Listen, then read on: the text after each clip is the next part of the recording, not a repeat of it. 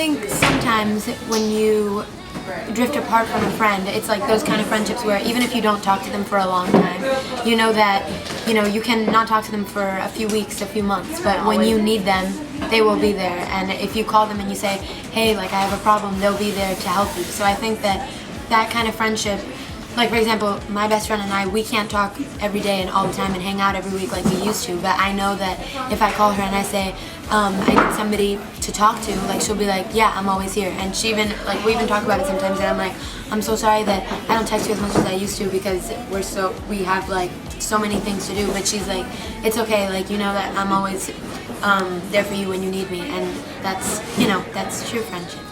Yeah, me and my best friend, we grew up with each other when we were younger, and she moved to Utah when she was about 6 years old, and we were like super close, and she was like my only best friend because we were both like the only child, because we were both the oldest. So when she moved out there, we didn't have much contact or anything until like we started, like MySpace started coming out. That's when we started talking to each other. MySpace. We're like, I miss you, when are you gonna come back out to Cali and everything.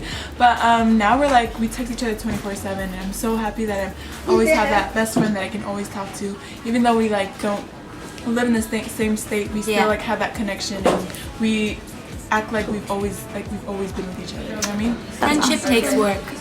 Yes. And for me and my best friend, we met each other when we were 6 years old, and we've been best friends like ever since. And kind of like the other girls, it's not like when I go back home to Texas, I can see my best friend either. She's from New Orleans, Louisiana, which is where I'm originally from.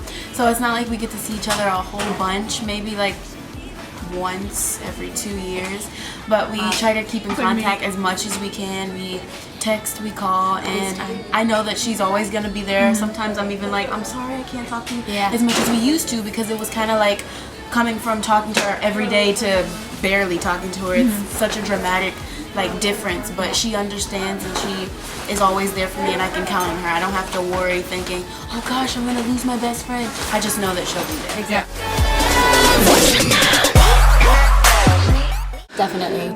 I think keeping in touch is one of the hardest things that we have to do in general. With family, friends, boyfriends, anything that goes on in our lives, it's hard. And you gotta make sure that you make time to, like, for those people, because they are evidently the important people in your life that you're gonna go home to at the end of the day. Like at the end of the weeks, months, whatever. Years. So, years. We wake up around maybe like 9 or 8:30. Depending on who's first. Yeah, depending on who's first. We get glams, and we have like different orders. Like one day I'll be first, or one day I'll be fifth. Such as today, I got to sleep 2 hours later than everybody else. I got to sleep in 6. I know. See the difference? And basically, we get our hair and makeup done, and then we get dressed, head over to the venue.